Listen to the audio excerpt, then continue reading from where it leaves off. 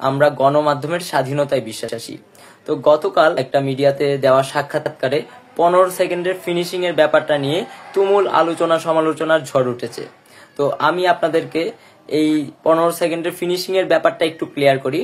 আমাদের এই যে এই অবস্থান হচ্ছে যারা দেশের এই অবস্থায় এসে যারা এখনো চাটুকারিতায় লিপ্ত, যারা এখনো দালালিতে লিপ্ত, যারা এখনো ভুয়া সংবাদ প্রচার করছে, মিথ্যা সংবাদ প্রচার করে জনমনে বিতর্কের সৃষ্টি করছে, তাদের বিরুদ্ধে আমাদের এই হুঁশিয়ারি। আমরা গণমাধ্যমকে সম্মান করি, যারা গণমাধ্যমে আছেন, সংবাদকর্মী আছেন, আপনাদেরকে আমরা সবসময় সম্মান করি, সবসময় ভালোবাসি। কিন্তু যারা এখনো বা হচ্ছে কিছু কিছু মিডিয়া, কিছু কিছু সাংবাদিক এখনো বিভিন্ন ভাবে দালালিতে লিপ্ত আছে, তাদের বিরুদ্ধে আমাদের এই সম্মিলিত হুঁশিয়ারি। আমার কাছে মনে হয় তারা আপনাদের যেই সম্মান আছে, আপনাদের যেই ভালোবাসাটা আছে, সেটাতে হস্তক্ষেপ করছে, সেটাতে প্রশ্নবিদ্ধ করার চেষ্টা করছে, প্রশ্নবিদ্ধ করার প্রায় তারা করছে। তাই আমাদের সম্মিলিত হুঁশিয়ারি, এটা শুধু বাংলাদেশের ছাত্র জনতার না, আমি মনে করি এটা যারা আপনারা সাংবাদিক আছেন, বিভিন্ন মিডিয়াতে কাজ করছেন, আমাদের সম্মিলিত হুঁশিয়ারি এটা তাদের বিরুদ্ধে, যারা এখনো আমাদের বিভিন্নভাবে বিতর্কিত করার চেষ্টা করছে, বিভিন্নভাবে ভুয়া সংবাদ প্রচার করছে, মিথ্যা সংবাদ প্রচার করছে। এবং দেশের গুরুত্বপূর্ণ অংশগুলোর মধ্যে গণমাধ্যম একটা গুরুত্বপূর্ণ অংশ। কেননা যদি গণমাধ্যম না থাকতো তাহলে যে আমাদের কথাগুলা, আমাদের যে বার্তাগুলো, আমাদের কার্যক্রমগুলা দেশ এবং দেশের বাহিরে যারা আছে তাদের কাছে পৌঁছাতো না।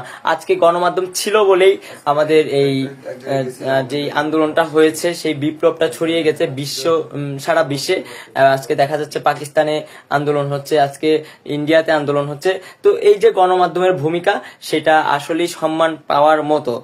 তো আপনারাও জানেন যে গত 15 বছর যে ফেসিবাদ সরকার ছিল, যে ফেসিস্ট সরকার ছিল, তাদের আমলে আপনারা স্বাধীনভাবে একটা সংবাদ প্রচার করতে পারেননি, স্বাধীনভাবে একটা কথা বলতে পারেননি।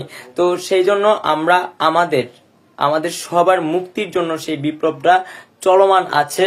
আমরা চাই একজন সংবাদকর্মী সে তার সত্য নিউজটা প্রচার করবে, সত্য ঘটনাটা প্রচার করবে এবং মানুষের মাঝে সত্য সংবাদটা পৌঁছে দিবে। ঠিক তেমনি ভাবে প্রত্যেকটা সেক্টরেই যেন তার নিজস্ব স্বাধীনতায় চলে, নিজস্ব স্বাধীনতায় কাজ করে, কারো যেন খবরদারি না থাকে, সেই জন্য আমাদের এই অবস্থান। এবং যেই ঘটনাটাকে কেন্দ্র করে আমাদের এই হুঁশিয়ারিটা ছিল, সেটা হচ্ছে গত 2 দিন আগে আমাদের নিজেদের মধ্যে একটা মিটিং হয়েছিল এবং আমরা এর আগে চট্টগ্রামকে 3টা ভাগে ভাগ করে আমাদের কিছু কাজ ছিল, সেই কাজগুলা করার জন্য আমাদের প্রতিনিধি দল ঠিক করে দেওয়া হয়।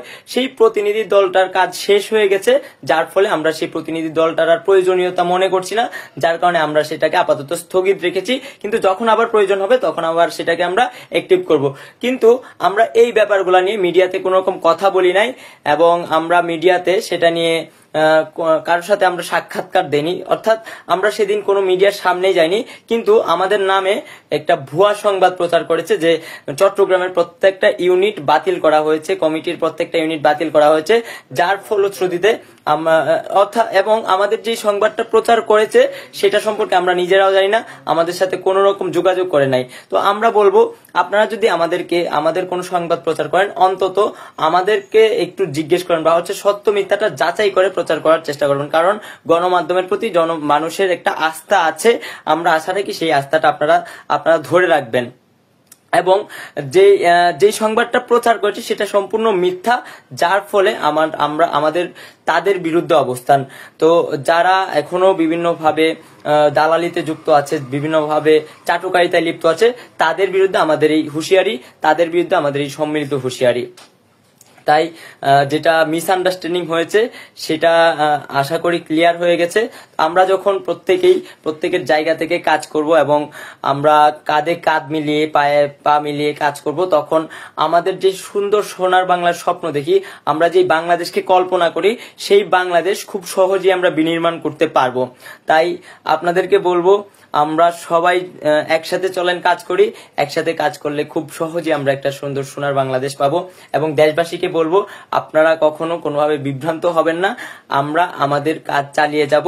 আমাদের দেশ পুনর্গঠন না হওয়া পর্যন্ত, আমাদের দেশ ভালোভাবে যেই স্বপ্ন দেখি সেই স্বপ্ন বাস্তবায়ন না হওয়া পর্যন্ত আমরা কাজ করে যাব।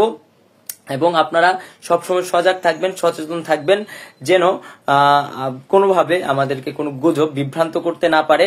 তাই আপনাদের কাছে আমাদের এটুকু আহ্বান থাকবে। আর সবাই সবার জায়গা থেকে এগিয়ে আসুন, সবাই সবার জায়গায় কাজ করুন।